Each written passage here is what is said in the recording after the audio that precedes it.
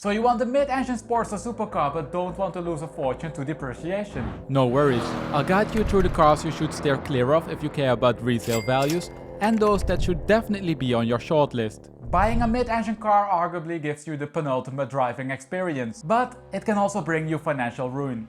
Some models depreciated by more than 30%, while others lost only a few percentage points or nothing. Let's have a look at the different markets. We start with an alternative choice, the Acura NSX. We can see that prices for the base models are highly correlated to the market trend. They increased during the pandemic, topped in the summer of 2022, and have been declining ever since. Last year, values decreased by 7.4% or $11,000. This change is statistically significant, meaning that it's unlikely to be the result of chance. Later in the video, we'll see that this rate isn't bad at all. For the Type S, it's extremely difficult to get a reliable estimate. The cars which have been for sale during the last 2 years mostly had extremely low mileages and sometimes have been taking a relatively long time to sell. A rough estimate sits at -13 to -15% per year. And with that, it's time to have a look at perhaps the most iconic mid-engine market, the mid-engine Ferrari market. I recently posted a full market update, so in this video I will just give you a summary. Depreciation trends changed a lot for some models during the last few months. Over here we have in orange the depreciation rates of last year, and in blue the ones that we saw in the previous market update, meaning the rates between March of this year and last year. Focusing on the differences between the blue and the orange bars, we can see that the depreciation rate increased tremendously in the 360 and F430 market. 360s lost 13.8% and F430s 10.2%. This is really a remarkable result. The only time I saw these big changes was just after the pandemic price top, when the market corrected with above average rates. The data is checked and corrected if necessary for changes in the market composition to ensure that the price trends give a correct picture of what's happening. It's difficult to fully remove these effects, but they don't seem to be the cause of these changes. Looking at the other models, we can see that the 458 continued to depreciate less and less after the post-pandemic correction. They only lost 2% during last year, a development which, I think, was expected by most. Besides those 3 larger changes, we can also see a few smaller changes that need to be recognized. SF90s and 488s depreciated, for example, slightly less at 13.9% and 7% respectively. F8s on the other hand lost slightly more, but I wouldn't put any importance on this gap. Also, the F355 deserves a special mention. It seems like values surged, but remember that the uncertainty in this segment is large. I would go with a stable development. Now of course, we can't talk about Ferraris without mentioning Lamborghinis. Over here we have the year-over-year price changes in the Huracan market. You can see both the changes between May of this year and last year, and February of this year and last year. We can see that the market strength increased a bit. The depreciation rate used to be 8% and now decreased to 6.6%. Technicas and STOs are still depreciating the quickest, but rates came down marginally. The Evo market flattened a bit more, and the Performante market is doing extremely well. Values decreased by 0.8% only.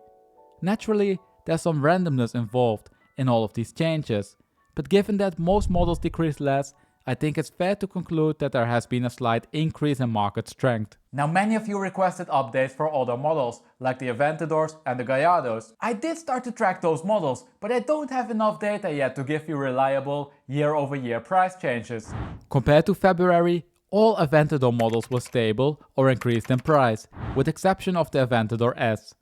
In the Gallardo market, we can see stable price developments in the base and Superleggera markets, but decreases in the normal 550 and 560 markets. Yet, bear in mind that more data is needed to confirm the directions. And that brings us to the McLaren market. Normally I upload a McLaren market update every 6 months, but because I reduced the number of videos, I will give you a high-level overview of the latest price developments in this video. Over here we have the year-over-year price changes for most models at July 24 and March 24. They are ordered from high to low based on July 24. Looking at the most recent data, we can see that Arturas are depreciating the quickest at 13.7%. That's no surprise, they even dropped quicker than before because they started to accumulate the first miles. GTs are also still falling rapidly at approximately 10.6%. No changes in this segment. At the other end we find the 12C and the 675 LT. They lost 3.2 and 5% respectively, but due to the small market size, the 95% confidence interval is relatively large. 765 LT saw a large decrease in the depreciation rate, but this is mainly driven by the spiders. 650Ss were stable at minus 7.6%. 600 LTs continued to flatten, and 720Ss and 570Ss were stable again. I'm also collecting data for the German McLaren market.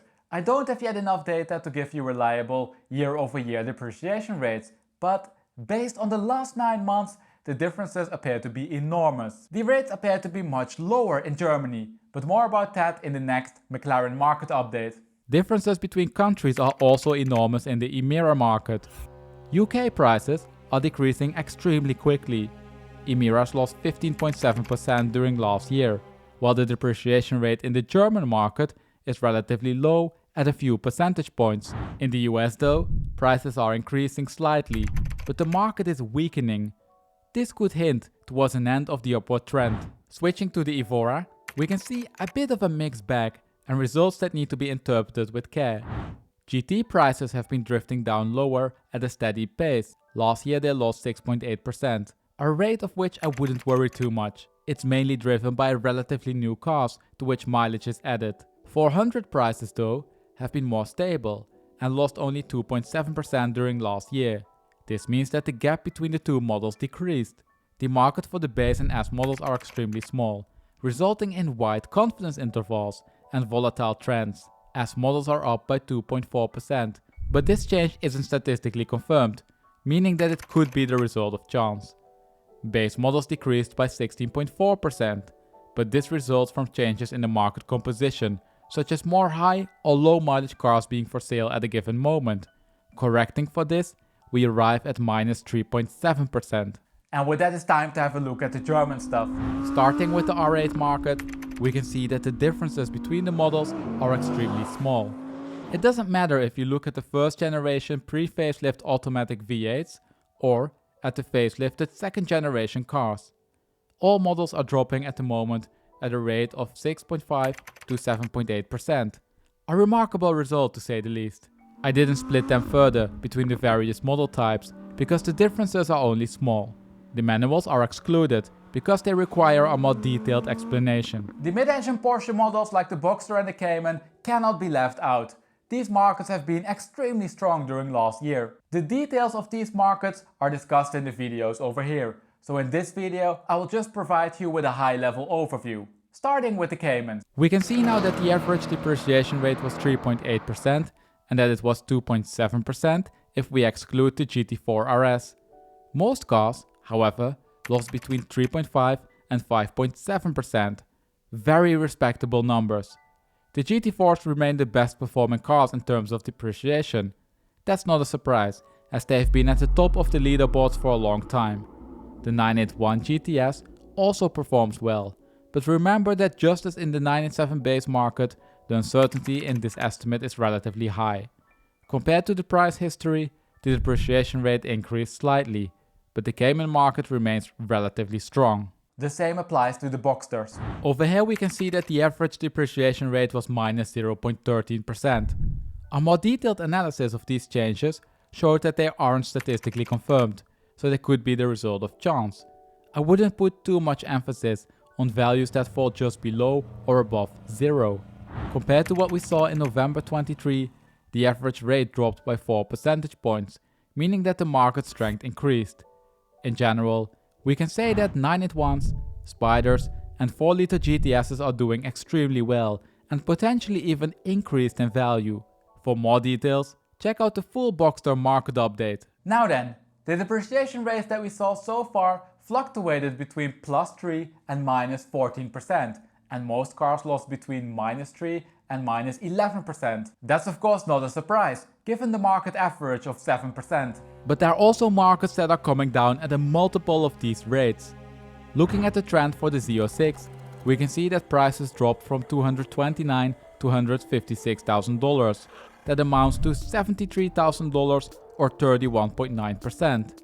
Now it's important to point out what this decrease actually represents and what it means for you. Price premiums have been extortionate on these cars, and this drop only applies to you if you paid the full premium. If you paid an MSRP of let's say $150,000, you're of course looking at a loss of 0%. Going forward, it seems then also unlikely to me that we can expect another drop of 32% by next year.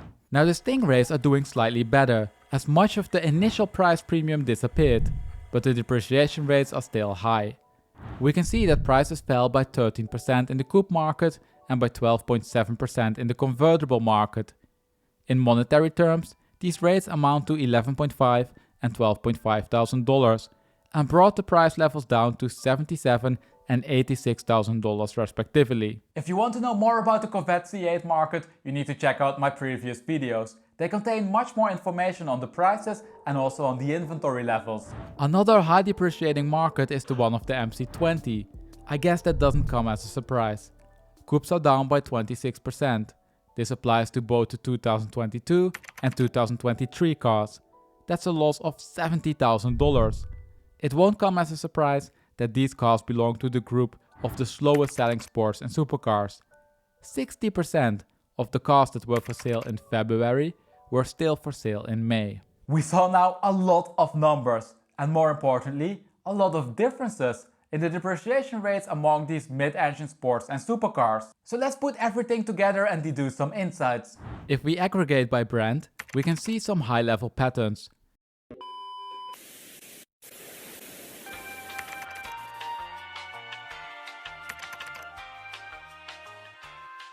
If you opt for a Ferrari, Lamborghini, Acura, McLaren, Lotus or Audi, you can expect a depreciation rate that is similar to the average.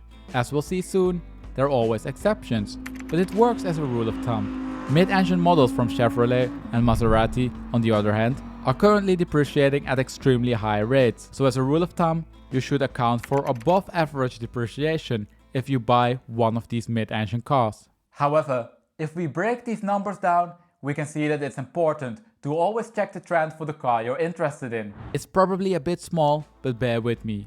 We can see that Z06s and MC20s are depreciating the quickest, but also that GT4 RSs, SF90s, 360s and Arturas lost significantly more than the average, despite belonging to a category with an average depreciation rate. The 360 is of course the outlier here.